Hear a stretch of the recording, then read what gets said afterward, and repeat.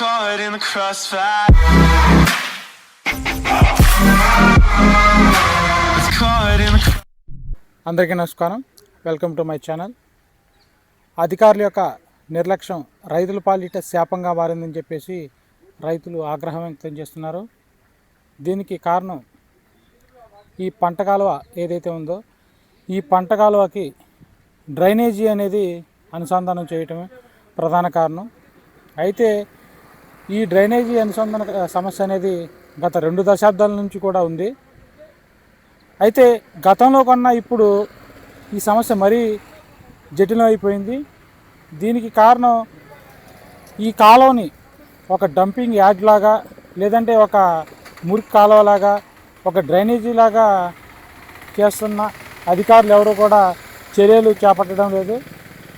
దీంట్లోనే అనేక వ్యర్థాలు, ముఖ్యంగా ప్లాస్టిక్ని, లేదంటే ఇతర ఉన్న డంపింగ్ని కానీ, మద్యం బాటిల్స్ కానీ వీటిని దీంట్లోనే విసిరేస్తున్నారు.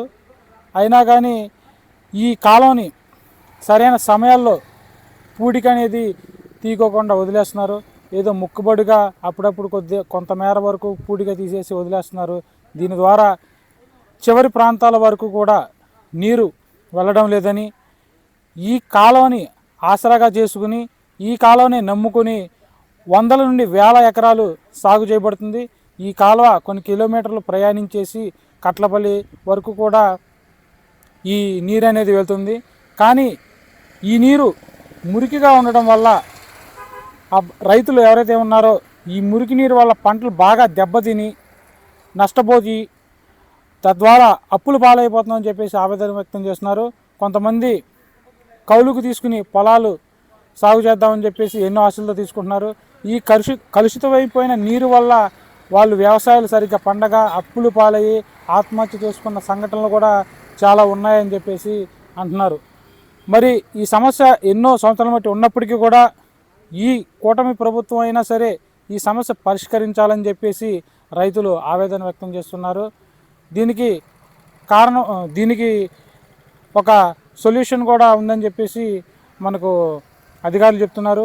ఇక్కడ ఏదైతే ఒక ఫిల్టర్ని ఏర్పాటు చేసి మురికి నీరు అంతా తీసేసి స్వచ్ఛమైన నీరు కింది పంటలకు కూడా అందించవచ్చునని చెప్పేసి చెప్తున్నారు. దీనికి సంబంధించి కూడా గతంలో పెడన టీడీపీ నాయకులు అయితే ఎవరైతే ఉన్నారో వాళ్ళు ఉన్నత స్థాయి అధికారులకు కూడా ఇక్కడ ఏర్పాటు చేయొచ్చు అని చెప్పేసి ఒక లేఖనైతే ఇచ్చారు. కానీ అది ఇంకా ఆచరణలోకి రాలేదు. అధికారులు వెంటనే ఇటువంటి చర్యలు తీసుకొని ఈ పంటకాల యొక్క దుస్థితిని తీర్చాలని చెప్పేసి రైతులు కోరుతున్నారు.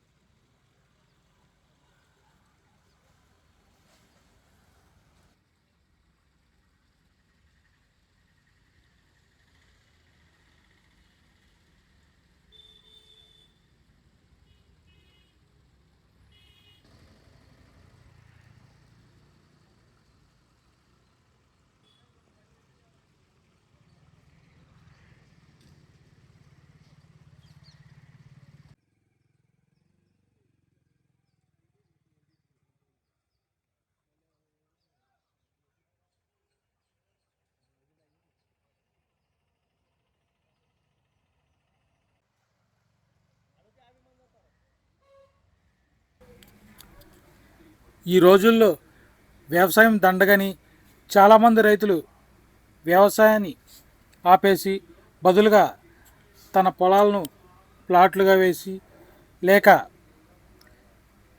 చెరువులు తవ్వి చేపల చెరువులు, రొయ్యల చెరువులుగా మారుస్తున్నారు.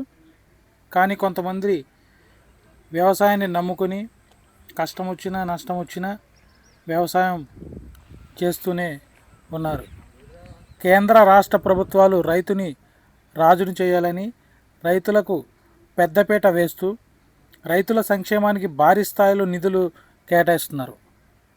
ప్రభుత్వాలు రైతులను ప్రథమ స్థానంలో నిలిపేందుకు అహర్నిశలు కృషి చేస్తున్న క్షేత్రస్థాయిలో మాత్రం అధికారుల నిర్లక్ష్య ధోరణి వలన వారి ఆశయాలకు తూట్లు పొడుస్తున్నారనే ఆరోపణలు రైతుల నుంచి వస్తున్నాయి. రైతు కష్టాలకు ప్రకృతి వైపరీత్యాలు ఒక కారణమైతే ఇరిగేషన్ శాఖ అధికారుల పర్యవేక్షణ లోపం మరొక కారణమని రైతులు ఆవేదన వ్యక్తం చేస్తున్నారు. ప్రభుత్వాలు మారినా తమ తలరాతలు మారడం లేదని వారు గగ్గోలు పెడుతున్నారు. పశువులు ఈ కలుషితమైన నీరు త్రాగడం వలన అనేక రోగాలకు గురై పాడి పరిశ్రమ కూడా పూర్తిగా దెబ్బతినిందని, వ్యవసాయం దిగుబడి రాక రైతులు ఆశించిన స్థాయిలో పెట్టుబడి కూడా రాక, దీంతో మాకు ఆత్మహత్యలే శరణ్యమా అని చెప్పేసి రైతులు, కౌలు రైతులు ఆవేదన వ్యక్తం చేస్తున్నారు. దేశానికి అన్నం పెట్టే రైతులకు ఈ కష్టాలు తప్పవా అని ప్రజలు వాపోతున్నారు.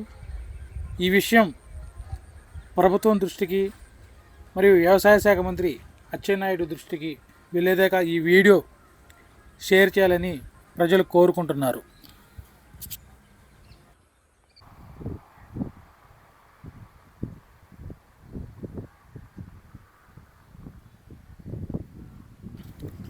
ఇప్పుడు మీరు ఈ వీడియోలో చూస్తున్నారు కదా, ఇదంతా కూడా పట్టణం నుంచి సేకరించిన చెత్త. మున్సిపల్ అధికారులు ఇక్కడ డంప్ చేయడం వల్ల అదొక డంపింగ్ యార్డ్ లాగా తయారవుతుంది ఈ కాలువ గట్టంతా.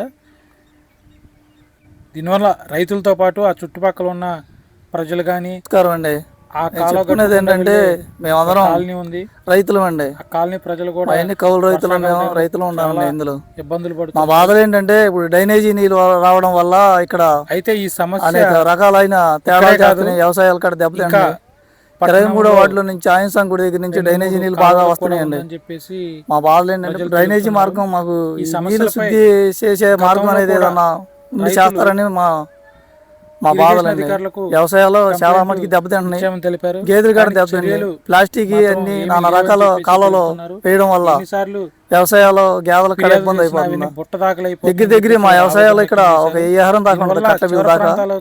మీరు దయించి మా కనిగిరి నుంచి మా పట్ల ఏమన్నా శ్రద్ధ తీసుకుంటారని పంట కూడా ఆశిస్తున్నాం. మేము లేదు, ఇప్పటికైనా అధికారులు స్పందించాలని చెప్పేసి కోరుతున్నారు.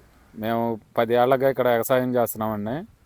ఈ ఆంజనేయ గుడి దగ్గర నుంచి వచ్చే డ్రైన్ వలన మా పైర్లు, చేలు చాలా దెబ్బతింటున్నాయి.